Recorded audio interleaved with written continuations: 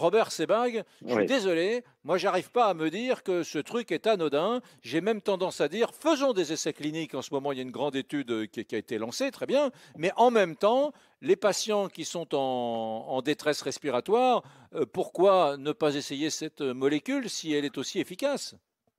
Alors, plusieurs choses, si vous me permettez. D'abord, j'ai entendu beaucoup d'inexactitudes. Quand on parle de la chloroquine, il y a deux médicaments. Il y a la nivatine, qui est de la chloroquine, et il y a le plaquenil, qui est de l'hydroxychloroquine, un petit peu de la même Chloroquine. famille. Quand on parle de médicaments contre le paludisme, il faut savoir que la nivatine, tant au niveau préventif qu'au niveau curatif, on ne l'utilise plus parce qu'il y a sur le paludisme sévère, Plasmodium falciparum, parce qu'il y a une résistance généralisée, sauf sur des formes de paludisme vivax où on peut l'utiliser. Donc aujourd'hui, on n'utilise plus cette nivatine ni en préventif ni en curatif parce que justement ça résiste.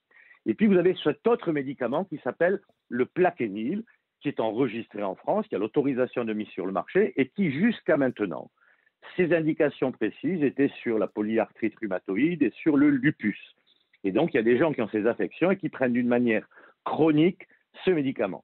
Alors ce médicament, il peut avoir des effets secondaires, en particulier au niveau cardiaque. Alors quant à l'étude qui a été faite, d'abord, je refuse les critiques qui ont été faites sur M. Didier Raoult, sur son physique et sur sa personnalité. On n'est pas là pour le juger parce qu'il ressemble à un barde.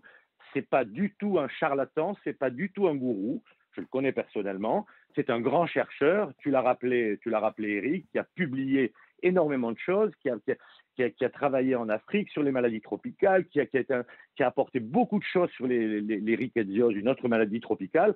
Donc, moi, je veux réagir sur le fond. Qu'a fait le professeur Raoult? Le professeur Raoult, il a pris des informations sur ce qui se faisait en Chine, mais il a lui-même mené avec l'hydroxychloroquine, donc ce plaquenil, il a mené un essai certes sur peu de patients, mais qui a montré qu'il y avait quand même un signal, même si on peut critiquer le biais, les inclusions de patients, ça a montré quelque chose. On est dans une maladie avec le Covid-19 où on n'a rien.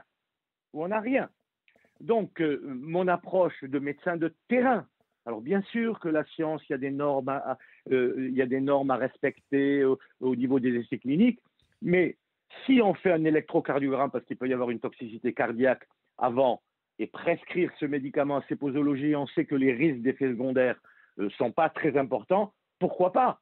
Pourquoi pas? On n'a rien d'autre. D'un autre côté, pour être tout à fait rationnel, il y a un essai Discovery qui a débuté sur 3200 personnes, dont 800 en France, où il y aura un groupe avec cette hydroxychloroquine.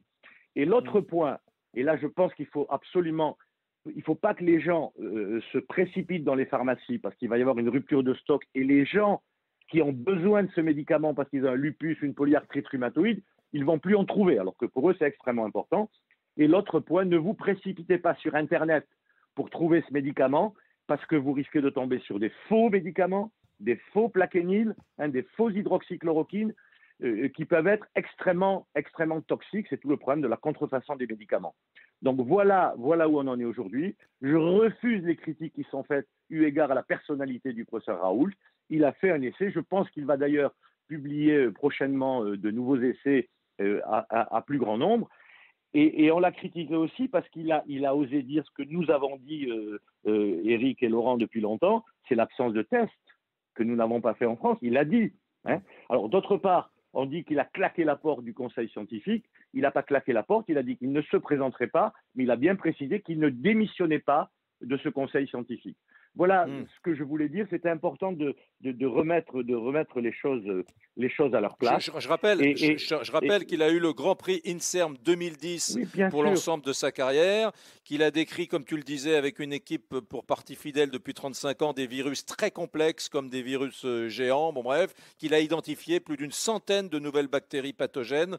Donc c'est une vraie pointure que ce Didier Raoult, et je voudrais dire, néo-sénégalais. Eric, dans mon service à la Pitié-Salpêtrière, il y a un édito ce matin dans les Échos d'Alexandre Ibreux, un de mes confrères, et je sais qu'on l'utilise chez certains patients On n'a rien d'autre aujourd'hui, avec beaucoup de précautions. On fait un électrocardiogramme, on voit s'il n'y a pas de contre-indication. Donc voilà où on en est aujourd'hui. Il faut arrêter cette polémique, puis on verra, parce que dans moins de 15 jours, on aura des résultats beaucoup plus importants, beaucoup plus complets suite à cette étude Discovery, et on dira, ben, ça affirme, ça infirme, mais s'il vous plaît, arrêtons. Ouais, et Eric, si tu me permets de compléter tout ce qui vient d'être dit par Robert Sebag, d'abord, là où Robert a 1000 fois raison, je dois dire, oui, Didier Raoult est un grand médecin. C'est un grand médecin et c'est pour ça d'ailleurs que sa parole est aussi entendue. On a l'impression qu'il n'est pas entendu.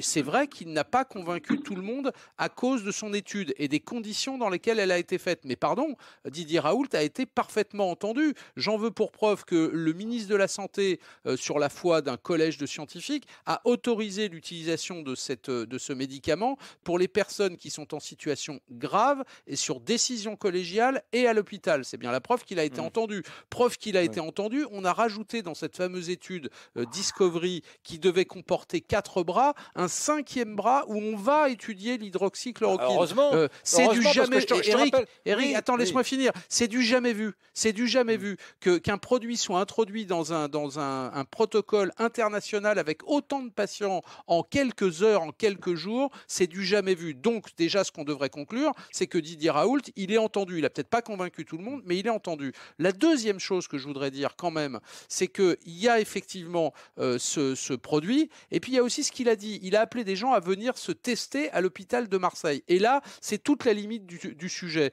Pardon, mais d'abord, voir tous ces gens qui font la queue à moins d'1 mètre de distance pour aller se faire tester dans l'espoir d'avoir ce produit, ça crée un espoir chez des millions de Français qui se précipitent chez leur médecin généraliste et qui leur disent « Je ne comprends pas pourquoi vous ne me prescrivez pas ce médicament ». On arrive à des pénuries. J'ai des amis pharmaciens qui m'expliquent que des gens qui sont atteints de lupus ou d'autres maladies qui devraient avoir accès à ce médicament ne parviennent pas à y avoir accès parce qu'on en manque. C'est un dommage collatéral. Et puis, pardon, il y a des standards internationaux. Et là, je sais que Robert Sebag ne me contredira pas. L'étude, elle est très intéressante, mais elle n'a pas démontré l'efficacité du Plaquenil. Pardon, je suis allé regarder sur un nombre très faible de patients. 3 sont en réanimation, 1 est mort, un autre est sorti et perdu de vue, il a quitté l'hôpital et un 6e présente des effets indésirables.